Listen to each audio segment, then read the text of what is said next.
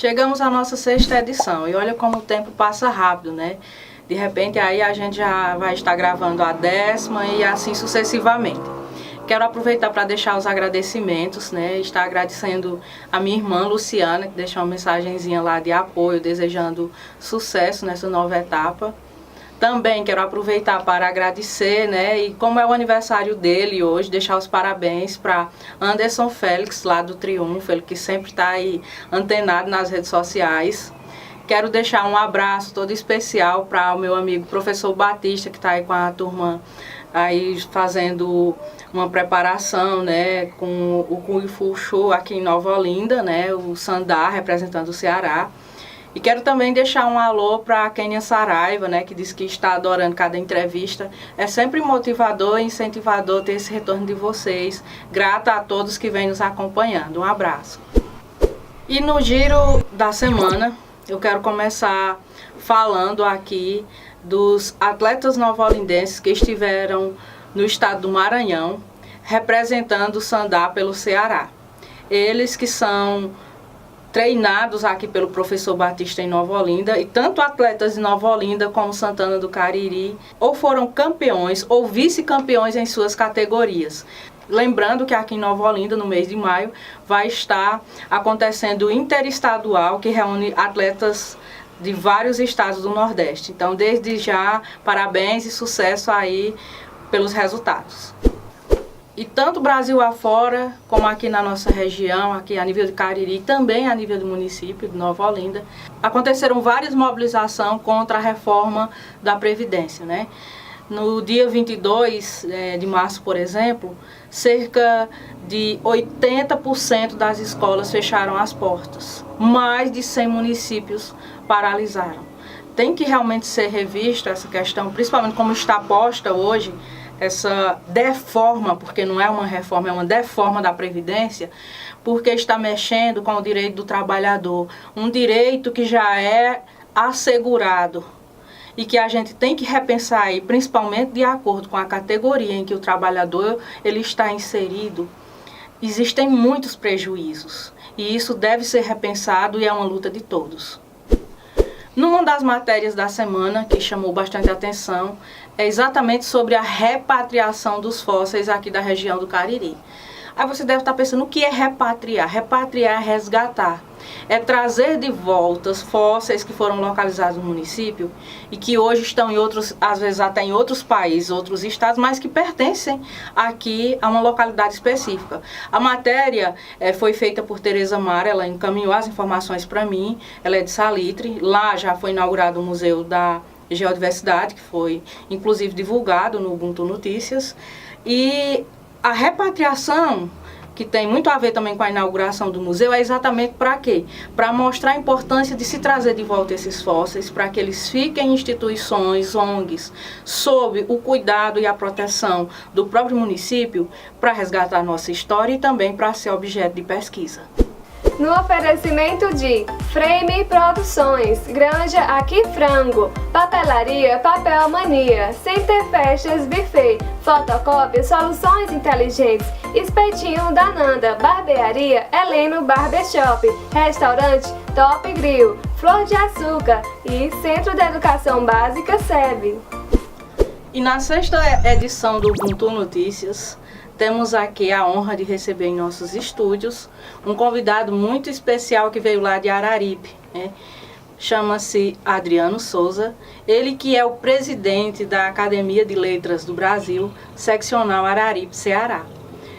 Já foi veiculado várias matérias, né, abordando a atuação, alguns projetos da academia, e desde que aconteceu aqui em Nova Olinda o evento da minha posse, eu vi por várias vezes algumas perguntas sobre a academia. Então, nada melhor do que estar aqui recebendo nossos estúdios e tendo a oportunidade de conversar com o presidente da academia, que eu já quero aproveitar para dar as boas-vindas, né? Obrigado.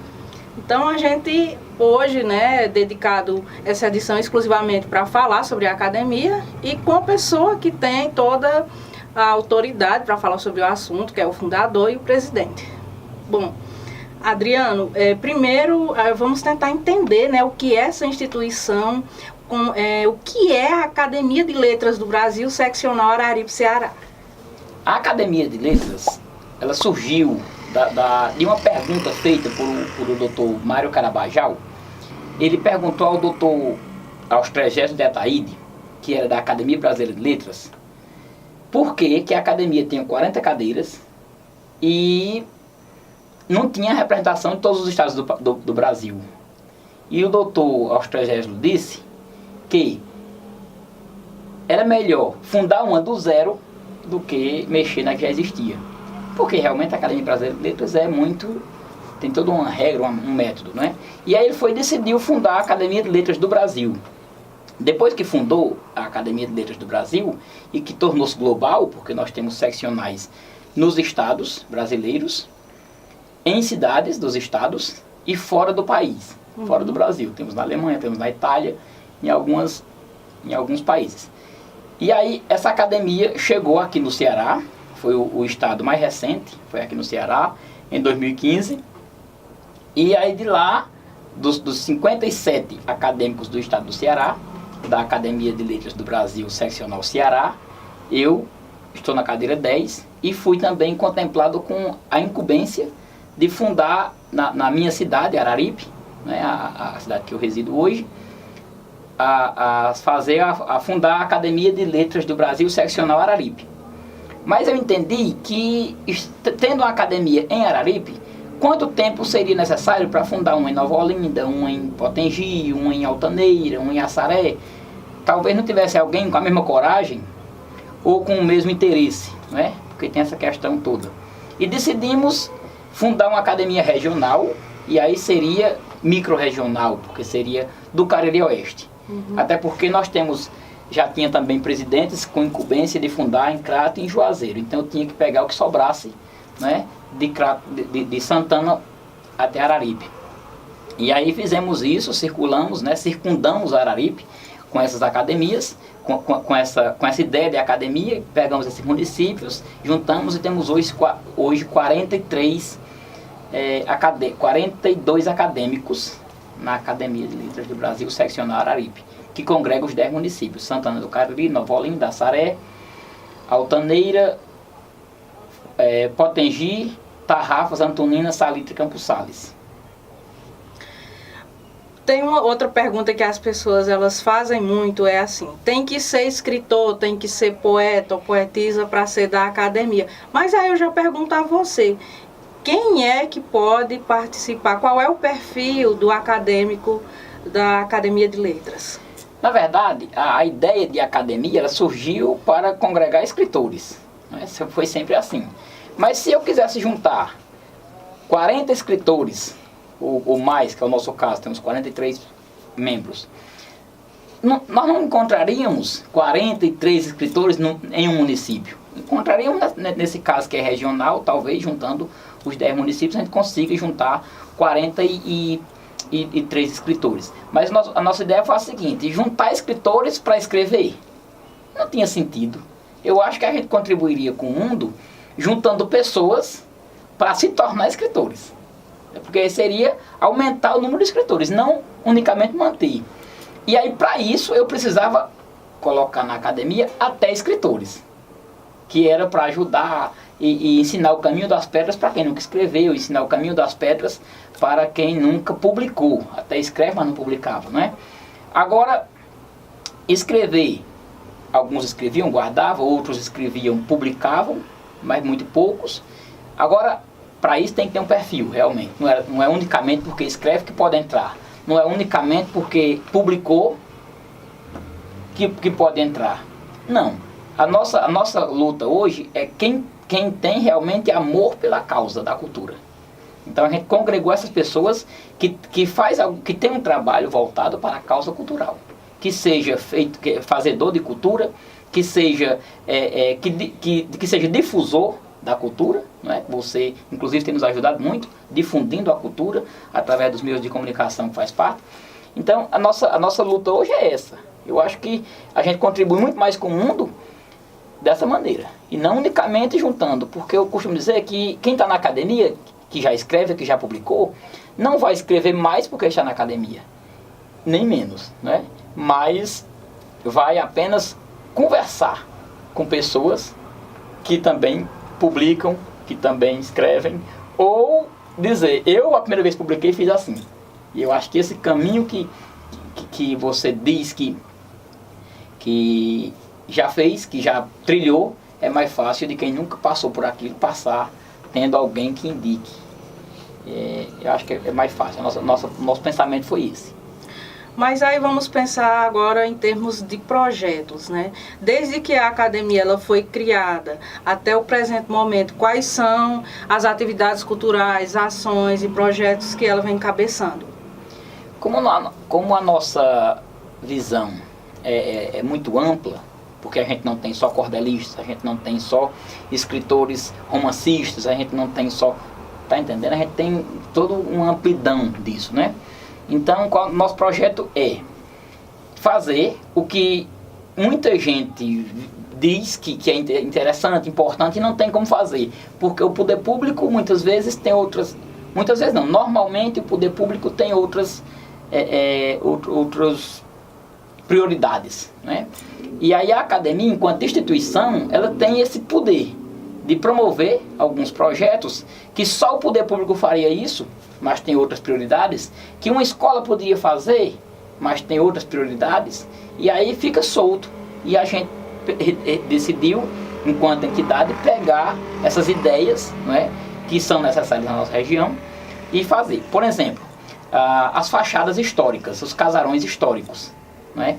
A nossa ideia é, os municípios da nossa região, mesmo não sendo municípios muito antigos, mas tem casarões antigos, casarões que fizeram parte da vida histórica dos municípios, e que isso vai com o tempo, vai sendo passado, isso é a lei natural das coisas, e vão derrubando, vão demolindo para fazer pontos comerciais. Normalmente nos centros da cidade são pontos comerciais.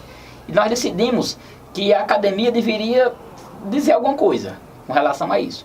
E aí partimos com o projeto Fachadas Históricas, né? Tá lá a casa, a fachada, você olha na rua, tem uma única casa com a fachada histórica, porque as outras já foram todas demolidas.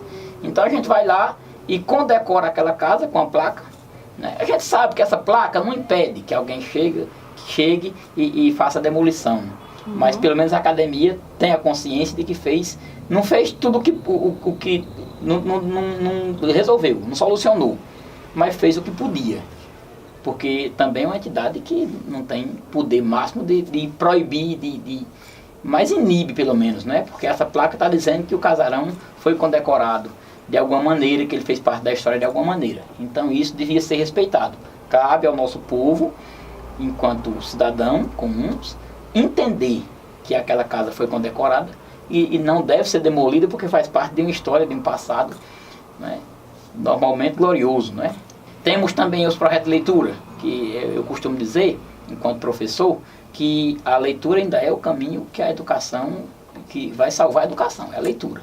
E aí acreditar nisso e não fazer nada nesse sentido, eu acho que não é interessante. A gente tinha que fazer alguma coisa para salvar, né? E aí conseguimos, vi essa ideia, achei interessante, a geladeira, a literatura, a biblioteca itinerante a partir de geladeiras, né? A geladeira num espaço público. Eu quero ressaltar, o primeiro ponto foi o hospital Loyola de Alencar, em Araripe. Está lá a geladeira, toda organizadazinha, com as insígnias da academia, e dentro os livros, né, os depoimentos que a gente tem é de que está sendo importante, que estão lendo, que estão usando, né? Então, assim, seria itinerante. A ideia era ser itinerante, passar um período no hospital e depois passar para outros pontos. E a gente tá entendendo que é melhor deixar lá, porque estão utilizando tão bem que tirar seria um prejuízo. Então vamos conseguir outras unidades para outros pontos, mas mantendo essa primeira unidade nesse primeiro ponto, que é o Hospital Loyola de Alencar. Sobre as publicações, já existe alguma publicação que traga um registro da gente que compõe esses 10 municípios que participam através de seus acadêmicos na academia? Existe o livro Patronos, que ele foi feito no primeiro ano, no primeiro aniversário da academia. Ele está lá, ele abre já com os nossos símbolos, com a quantidade de acadêmicos que temos, com os patronos que temos. E esse livro, a ideia dele surgiu da seguinte maneira. Nós temos os 43 acadêmicos hoje, e cada acadêmico só toma posse depois que apresenta um trabalho de pesquisa sobre seu patrono. E aí esse trabalho de pesquisa, tão logo apresentado, ele é publicado junto quando junta uma quantidade de trabalhos, ele é publicado. O primeiro livro, Patronos, ele foi publicado com 8 trabalhos. Então 8 acadêmicos tomaram posse, apresentaram seus trabalhos de pesquisa individualmente, e esses trabalhos foram juntos numa mesma coletânea, não é? E fizemos o livro Patronos. É a nossa primeira publicação. Depois dessa, veio a nossa participação enquanto acadêmicos de outras antologias do Cariri, mas que só foi possível também, porque a gente, cada poeta, cada cronista desconhecido na sua enquanto cidadão, enquanto artista, mas artista único, né, solto, sem uma entidade que controlasse isso, que congregasse. A partir da existência da entidade, a gente passa a ter um respeito maior por quem organiza esse tipo de antologia, né? E a academia foi convidada a participar do livro Antologia Poética Escritores do Cariri, né? E entramos com sete acadêmicos, né? Alguns foram convidados, não, por alguns motivos particulares não quiseram participar, mas 7 acadêmicos participaram. Esse livro foi lançado, inclusive, há 15 dias atrás. Vamos pensar assim, para quem está nos assistindo, né, a pessoa ela tem aquela curiosidade, teve uma vacância, tem uma cadeira livre na academia. Qual é o critério hoje para entrar? Na verdade, quando nós fundamos a academia, a gente tinha todas as cadeiras vagas. Então eu enquanto presidente pro tempore, tinha uma pequena equipe, com os primeiros que eu fui convidando, com esses primeiros nós fizemos uma lista com quem a gente achou que dava certo, que poderia aceitar o convite. E aceitaram. Mas depois disso foi surgindo vagas, porque alguns foram embora, outros desistiram por algum motivo, particular também. E a primeira vez a gente podia convidar. Nós criamos essa dinâmica. A primeira vez que a cadeira existe, o acadêmico é convidado. Agora, depois, tão logo essa cadeira exista e o acadêmico deixe a cadeira, desista, pronto, agora passa. Essa cadeira já existe, vai ser publicado no edital com a vacância da cadeira, com os prazos e com os critérios. Normalmente os critérios são, a gente costuma dizer que não precisa ser escritor, mas precisa ter um trabalho voltado para a cultura, um trabalho cultural, já seja conhecido no mundo cultural, né? A nossa exigência é unicamente essa. Agora passa por uma votação. Os acadêmicos que continuam na casa, os membros da casa, votam e maioria simples, tirou um voto a mais, é eleito. Bom, para a gente fechar aqui a nossa conversa, eu quero fazer uma pergunta. Quais ações você considera hoje essencial para manter viva a nossa cultura? O resgate, ele é importante, muito importante. Eu costumo dizer isso nos nossos encontros da academia, que o resgate é a ressignificação, na verdade, né? A palavra que se usa hoje com mais frequência.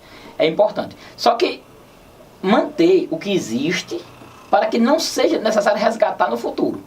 Porque a gente fica pensando em resgatar o que está anterior a gente, e o que existe hoje se perde para que só futuramente alguém, a próxima geração, venha também resgatar. Então eu acho que temos que resgatar, temos que ressignificar o passado, mas manter esse presente, registrar esse presente, para que a geração futura não seja preciso correr ter esse trabalho que a gente tem hoje de resgatar.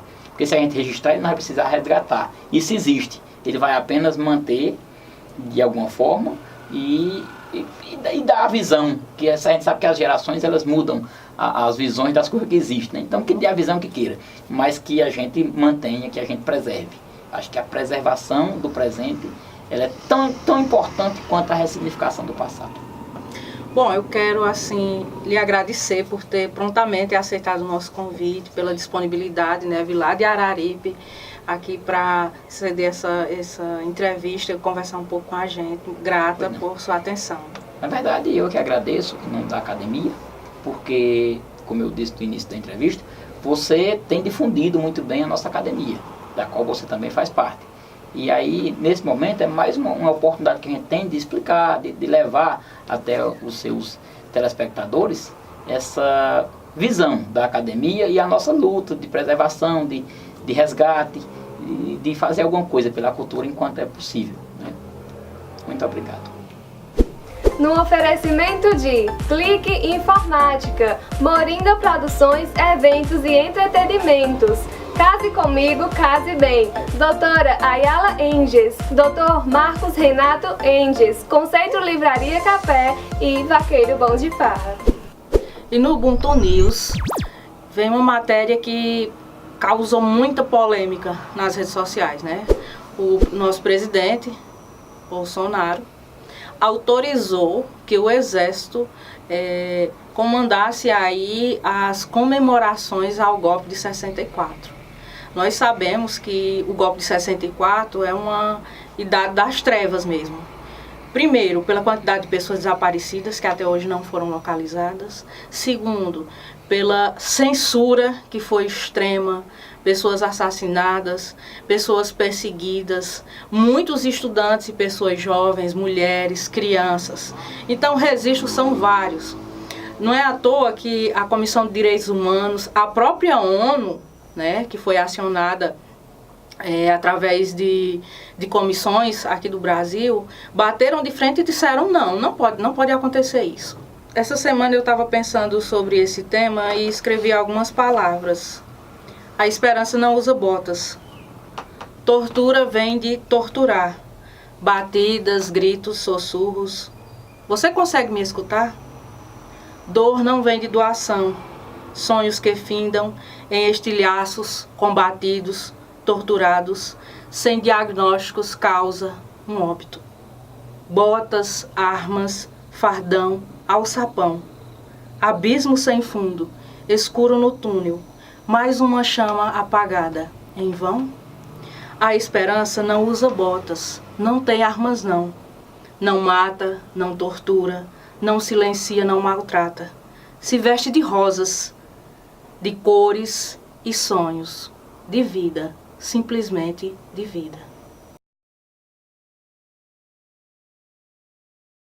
Chegamos ao final de mais uma edição e já aproveito aqui para pedir que vocês acompanhem pelas redes sociais, né, no nosso canal no YouTube. Aproveite para se inscrever, deixar o seu like na nossa página no Facebook, acompanhar também pelo Instagram, né? A gente está sempre procurando estar atualizando, repassando as matérias.